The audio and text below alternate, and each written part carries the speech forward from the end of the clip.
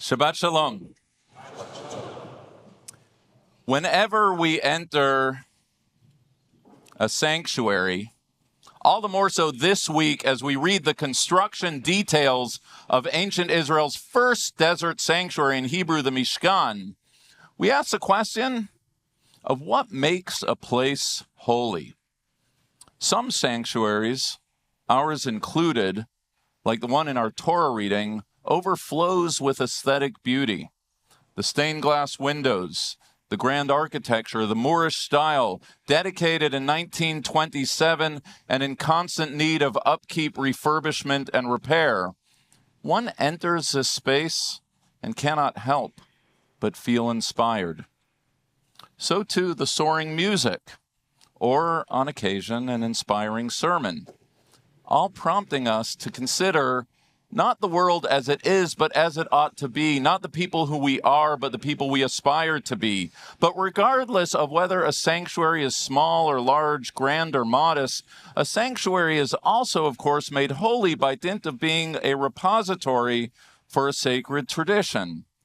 The prayers we recite, the Torah we read, the festivals we observe, young people being called up to take their place as links in an unbroken chain of transmission.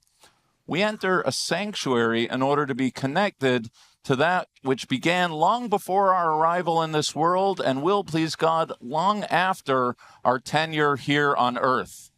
You may have grown up in this sanctuary. You may have grown up in a different one. You may not have grown up in one at all. But the effect of entering is one and the same, to feel oneself to be in the presence of tradition, history, and most of all, God. As a Torah reading states, V'asuli mikdash v'shachanti betocham, make for me a sanctuary so that I, meaning God, will dwell amongst them. As a teacher of mine once taught me, the project of Judaism, but really any religion, to create a world in which God would want to dwell. Aesthetic beauty, tradition, God, our sense of holiness arises from many sources, as diverse as the number of people who enter into sanctuaries.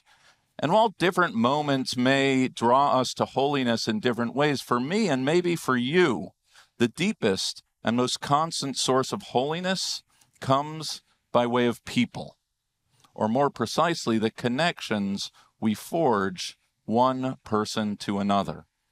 The people who we are here with today, the people we can recall from sanctuaries of yesteryear, and the people whom I hope will one day populate the pews in which we presently sit. Not too long ago, I returned to my hometown of Los Angeles. I went to the synagogue of my childhood, and the clergy now are different, and the melodies now are different. Even the pews have changed. But none of that mattered. The space was sacred because I remembered crawling beneath my father's tallis as a child. I remembered my mother telling me and my brothers to open up our prayer books because that's how a Jew should behave when they come to synagogue. I remembered Mr. Gendon, the grandfatherly figure who always sat next to me and my family, slipping me a peppermint candy whenever the rabbi began his sermon.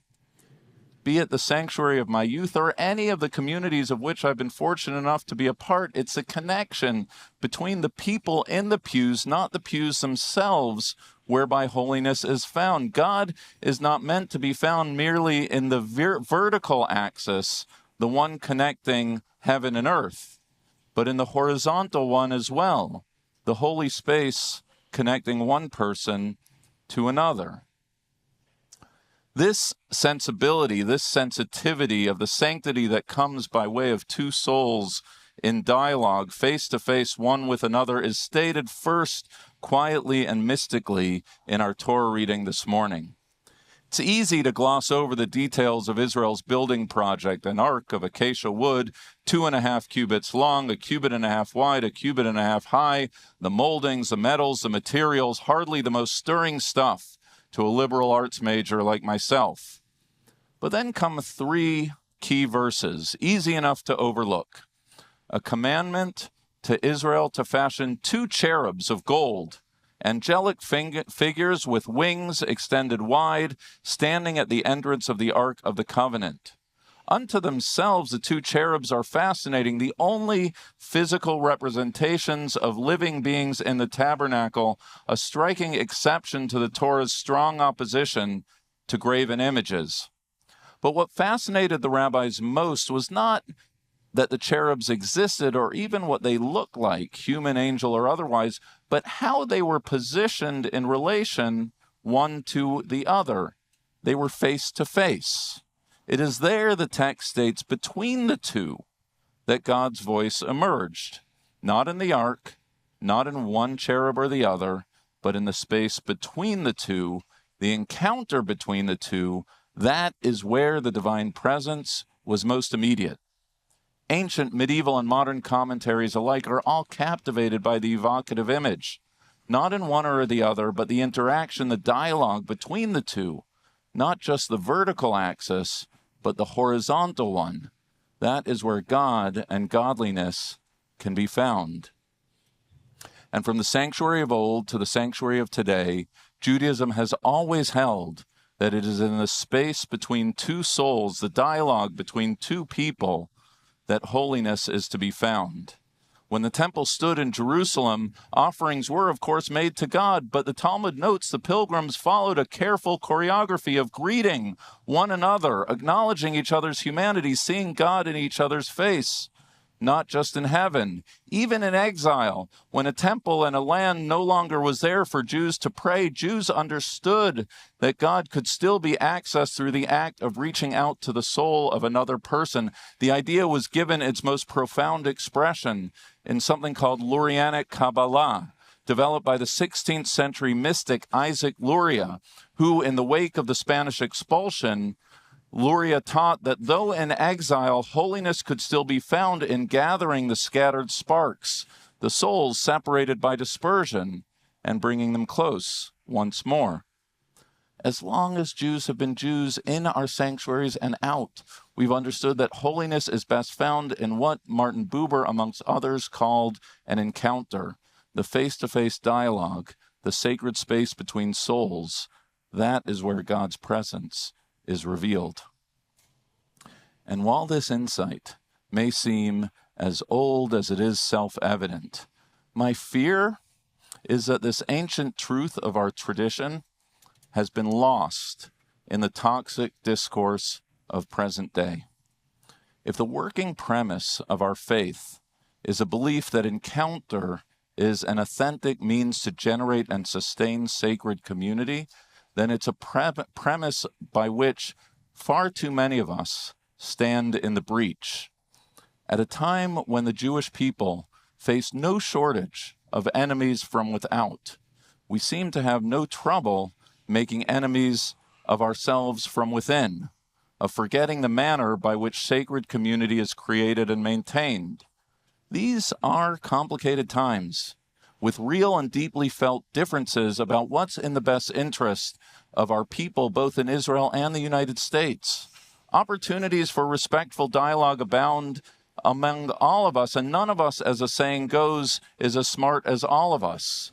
No one has a monopoly on truth.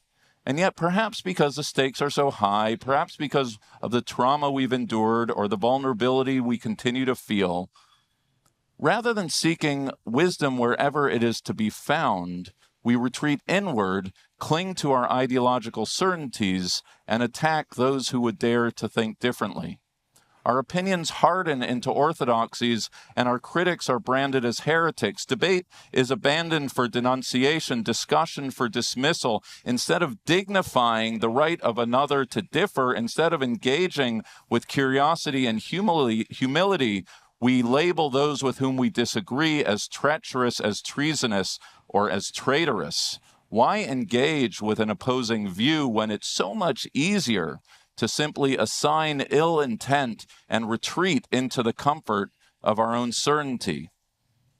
And while it would be enough to simply call out the intellectual laziness, the ad hominem attacks, and the cowardly name-calling of our time, what makes it all the more pernicious is that the assaults that are happening on people's character are happening in a very public way, not in private conversation or earnest debate, but in social media posts, group emails, and public denunciations designed not to engage, but to vilify, humiliate, and prompt self-censorship.